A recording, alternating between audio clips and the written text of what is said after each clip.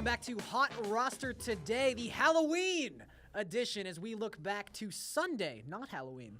Today is Halloween. We look back to Sunday, though, and the cards available to you on HotRoster.com. We're talking about the Hot Roster Today card, the third incarnation of said card. The third incarnation. Friday the 13th, part 3. Yes, exactly. So let's talk about this card, Cam, and actually a very good matchup. Oh, yeah. Headline this card. Matt Ryan was a 3-point fantasy favorite, as he probably should have been, against Derek Carr. Both these guys had great matchups. Ryan getting Green Bay, Carr getting Tampa, but Derek Carr finishes the week as overall quarterback number 1 after setting an Oakland Raider franchise record.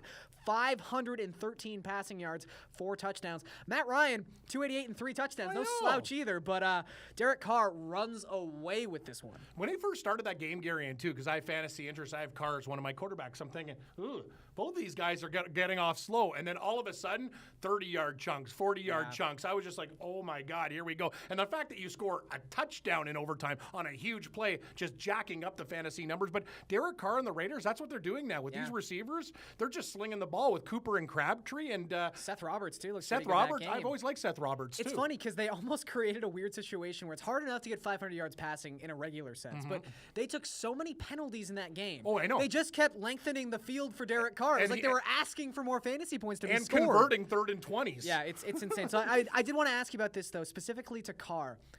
And we just talked about it. That tier of quarterback that you go into every single week, regardless of matchup, is Derek Carr now in that class? Yeah, he is.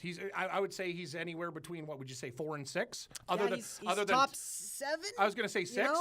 You have Tom Brady, you have Matt Ryan, Drew Brees, Aaron Rodgers, and then you could make it. You know what? And then it start to be what? It's like Carr's lingering around there with the Phillip Riverses. Like, Rivers, that's where I have Derek Carr, and he's one of those guys. And I look at the way the Raiders' offense is with the talented receivers they have.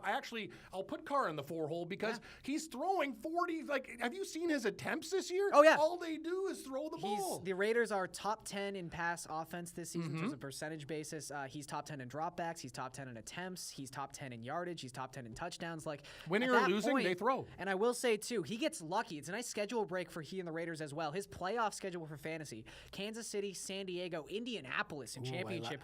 That's huge. That could be really nice. And then week 17, as we all know, you do not play fantasy week 17 of the season. Unless you're in a chump league. That is when they get Denver. Yeah. So we don't need a Denver matchup, that second Denver matchup for Carr, so that's really nice too.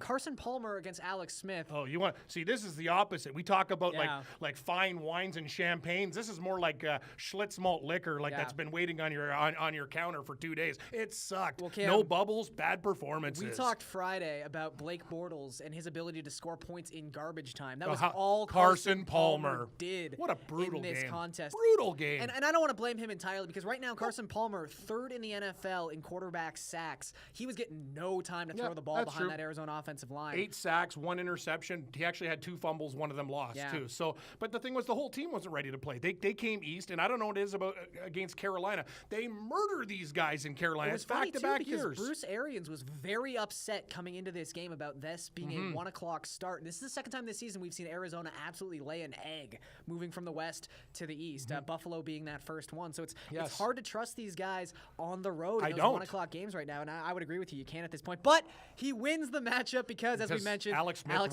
was concussed. But if you put together Smith and his buddy Nick Foles, they would actually come out on top. Brandon Cooks versus Terrell Pryor. Pryor was a 1-point underdog in this matchup.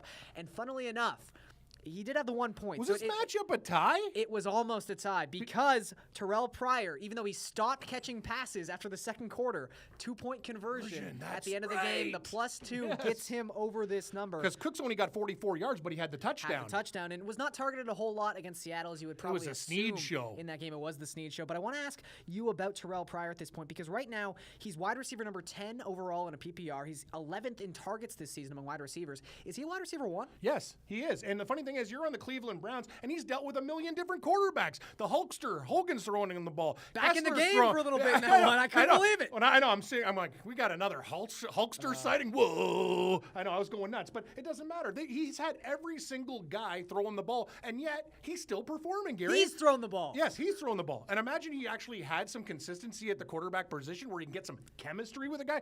Kudos to you, Pryor. He's done a great job. Even though Hawkins got the touchdowns for Cleveland this week, Pryor's been money every week. Yeah, 13 targets in this game. And I think the fact that, as you mentioned, Josh McCown is back, and I think he's going to be the starter moving forward. So I think that only helps Terrell Pryor in this sense. Maybe Corey Coleman comes back and throws a little wrench into this, but they're two different types of receivers. Right now, Pryor's ADOT is up over 15 yards, so Coleman's going to run those intermediate routes. Pryor's going to go deep. Barnage, when McCown's in, he seems to throw to Barnage, too. Was a little underwhelming in that game. That's something you got to look for in a bigger sample size. Okay, DeAndre Hopkins. Talk about garbage matchups. I gotta be honest with you. I don't even know where to begin. Because we talk about the two biggest disappointments. I know from my perspective, Allen Robinson has done nothing in Jacksonville, but even more surprising, Hopkins. And I know that's probably not his fault. No, Osweiler is awful, and it's been proven. He's just not. He's in reality not great, and in fantasy even worse. But this is unacceptable. Still, 4 catches, 44 yards, 7 targets, and again, no touchdowns. Against Detroit, you weren't going to get a better matchup all season long. Were you thinking 16 catches, 19 targets, 200 yards, and 2 touchdowns? I read a weekly article for the New York Daily News, and he was my must-play guy. It was you couldn't miss. You couldn't with DeAndre Hopkins. I mean, the last 3 weeks have been targeted at the very least, the second most of any receiver in the league, 33 targets, just trailing Randall Cobb.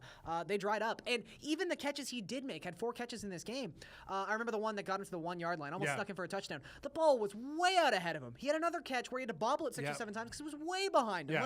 Brock Osweiler is terrible. I know. But he beats Greg Olsen because Greg Olsen was playing Arizona. I got to be honest with you. When I look at the Sasquatch Greg Olsen and see one catch, 11 yards, is that the worst game of his career? It might be. And he has no touchdowns in 3 games, so it's starting to get a little bit concerning because you want to talk about there's Gronk, and Olsen was always that guy, you know what I mean, on the podium, but very concerning, Gary, and no touchdowns either. Yeah, the no touchdowns over a long sample size is a worrisome thing. I will say, though, Arizona actually has only Philadelphia's allowed fewer fantasy points to tight ends this season than Arizona. So people were kind of knowing this may not be a big Greg Olsen week, but you got to start him when you got Greg Olsen. 11 yards. You do have to start him, and that was probably underwhelming for some. Okay, when Cam and I come back, we're actually going to, I know it's usually something we save for Tuesdays, Cam, but it is Halloween, so we're going to do a little hot culture when we come back on the Monday show, talking Halloween, of course, because we look like idiots. Yeah, we do.